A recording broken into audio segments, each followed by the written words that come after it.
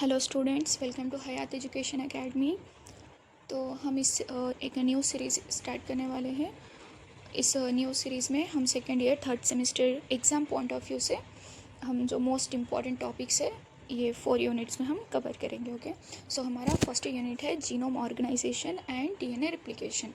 सो इसमें जो most important topics है जो कि एग्ज़ाम में पूछा जाता है हम वो पूरे कवर करेंगे। ओके, सो आज हमारा पहला टॉपिक है ग्रिफ्थ एक्सपेरिमेंट जो 1928 में परफॉर्म्ड हुआ है, कंडक्ट हुआ है। ओके, सो इसका फर्स्ट इंट्रोडक्शन है। In 1928 Frederick Griffith conducted an experiment to study the nature of genetic material. Okay, किस लिए उसने परफॉर्म किया वो experiment?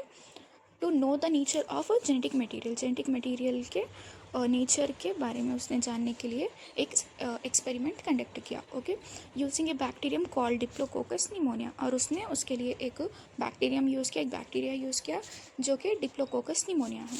Okay, his experiment led to the discovery of a phenomenon known as transformation. Okay, उसकी discovery से एक new फेनोमेनॉन जिसे transformation कहा जाता है उसकी खोज हुई है। Okay, which showed that genetic information can be transferred from one cell to another. Okay, ये जो ट्रांसफॉर्मेशन है वो क्या बताता है? जेनेटिक इन्फॉर्मेशन जो होती है वन सेल से अनदर सेल में वो ट्रांसफ़र होती है। ओके, सो ऑर्गेनिज्म यूज्ड, तो उसने अपने एक्सपेरिमेंट के लिए कौन सा ऑर्गेनिज्म यूज़ किया? Griffith use diplococcus pneumonia. So उसने, हमने ऑलरेडी इंट्रोडक्शन में देखा है कि उसने एक बैक्टीरियम यूज़ किया था जिसका नाम था diplococcus pneumonia, a bacterium that causes pneumonia in mammals, जो कि मम्मल्स में निमोनिया का काउस बनता है। ओके, मम्मल्स में निमोनिया का काउस बनता है वो यही बैक्टीरियम है, diplococcus pneumonia. Okay, this bacteria exist in 2 different forms, इसके 2 टाइप्स है। ओके, और strengths based on the presence और एब्सेंस ऑफ कैप्सूल के प्रेजेंस और एब्सेंस के बेस पर इसको 2 टाइप्स में डिवाइड किया गया है। First one is smooth strain and rough R strain. Okay, first one है स्मूथ स्ट्रेन। ओके, और सेकेंड वन है rough R strain. Okay, first one हम पढ़ेंगे smooth S strain. This bacteria have a polysaccharide capsule, तो उसके ऊपर क्या है? एक पॉलीसैकेराइड कैप्सूल पाई जाती है। They appear smooth under the microscope, जब माइक्रोस्कोप में इसे देखा जाता है तो ये स्मूथ स्ट्रक्चर अपीयर करता है। ओके, इसीलिए इसे स्मूथ एस्ट्रेन कहा जाता है। They virulent and can cause disease, virulent यानी कि it is harmful and toxic and cause diseases. When injected into mice, they cause death. Obviously, it is a virulent bacterium, so that's why when it injected to mice, it cause death. Okay, जब ये mice में inject किया जाता है तो माइस की जो है मौत हो जाती है। एंड सेकेंड वन है rough R strain. This bacteria lack a capsule, इसके अंदर कैप्सूल नहीं पाया जाता है। They appear rough in structure, और जब इसे माइक्रोस्कोप में देखा जाए तो ये एक रफ स्ट्रक्चर अपीयर करता है। Okay, they are non violent. Okay, ये हार्मफुल नहीं होता, ये बिल्कुल भी टॉक्सिक नहीं होता है। And do not cause death, obviously वो हार्मफुल नहीं है इसीलिए उसकी वजह से डेथ काउज नहीं होती है। When injected into mice they do not cause death. Okay, जब ये माइस में इंजेक्ट होता है तो उससे कोई डेथ नहीं होती है। Okay, experimental procedure. So experiment का जो प्रोसीजर था वो क्या था? So Griffith performed a series of experiment. Okay, उसने एक एक्सपेरिमेंट नहीं किया, उसने सीरीज ऑफ एक्सपेरिमेंट्स किया, एक से ज़्यादा। ओके, ऑन माइस, किसके ऊपर किया? उसने माइस के ऊपर किया, using different combinations of S and R strain. उसने क्या करा? इसके कॉम्बिनेशंस से एस एंड आर के जो कॉम्बिनेशंस थे उसे डिफरेंट एक्सपेरिमेंट किया उसने। ओके, फर्स्ट एक्सपेरिमेंट जो था live strain. Okay, when live strain bacteria were injected into mice, all the mice died due to pneumonia.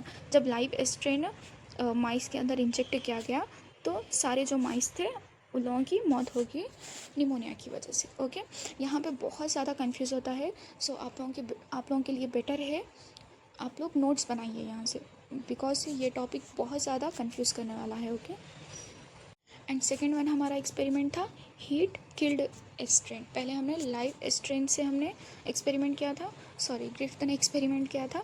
अब हीट किल्ड स्ट्रेन से उसने एक्सपेरिमेंट किया।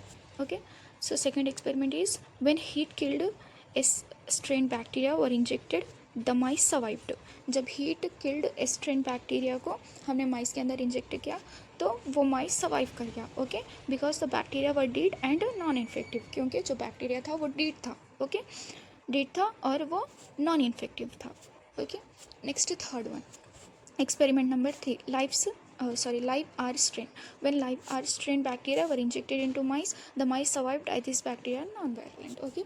जब live R strain को हमने माइस के अंदर इंजेक्ट किया तो माइस सर्वाइव कर गया, ओके, उसे कुछ नहीं हुआ बिकॉज बैक्टीरिया जो था नॉन वायरुलेंट था, ओके।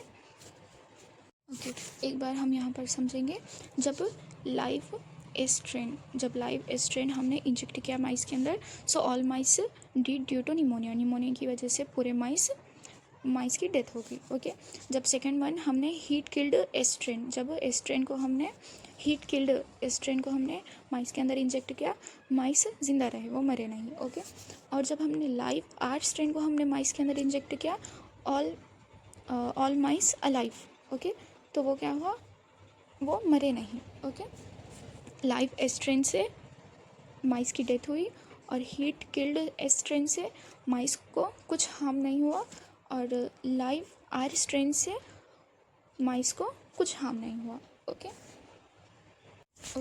अब फोर्थ एक्सपेरिमेंट था लाइव आर स्ट्रेन और हीट किल्ड स्ट्रेन, जो कि दो भी नॉन वायरुलेंट थे, ओके, ये दो भी टॉक्सिक नहीं थे, नॉन टॉक्सिक थे।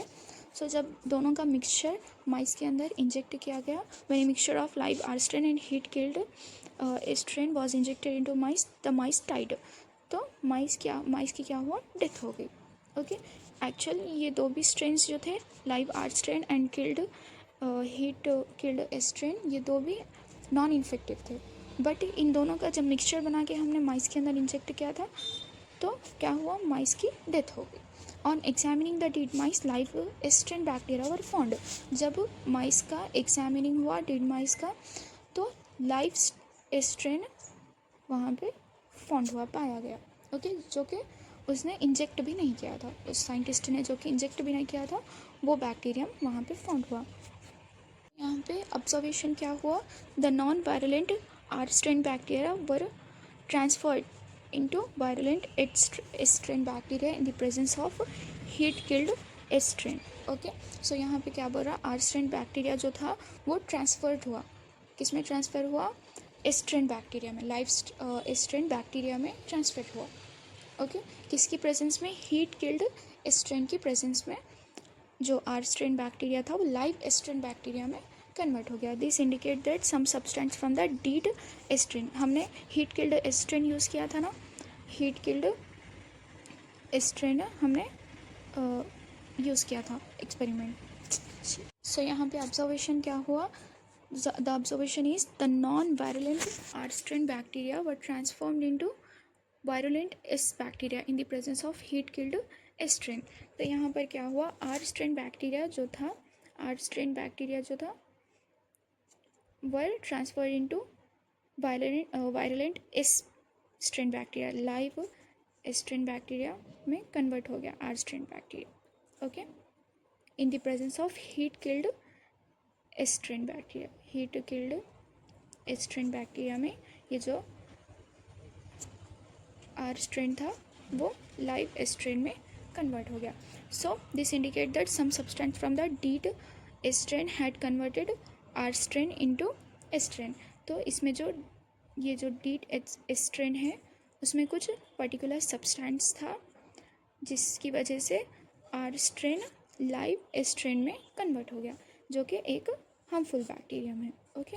यहाँ पे कंक्लूजन क्या हुआ, Griffith conclude that A transforming principle, एक जो ट्रांसफॉर्मिंग प्रिंसिपल है, यानी कि एक ऑर्गेनिज्म से दूसरे ऑर्गेनिज्म में जब जेनेटिक इंफॉर्मेशन ट्रांसफ़र होती है उसे ट्रांसफॉर्मिंग प्रिंसिपल कहा जाता है। So was responsible for the transfer of genetic information from dead strain to live R strain. So यहाँ पे क्या कहा जा रहा है कि ट्रांसफॉर्मिंग प्रिंसिपल यहाँ पे रिस्पॉन्सिबल है, जिसकी वजह से डीड स्ट्रेन के जो जेनेटिक इन्फॉर्मेशंस थी वो आर स्ट्रेन में ट्रांसफ़र हुई और वो लाइव स्ट्रेन में कन्वर्ट हो गया, जो कि हार्मफुल बन गया, okay. This process were called transformation, okay. अगर आपको मेरी वीडियो पसंद आई तो उसको लाइक करिए, सब्सक्राइब करिए और नोट्स के लिए कमेंट करिए नोट्स, ओके।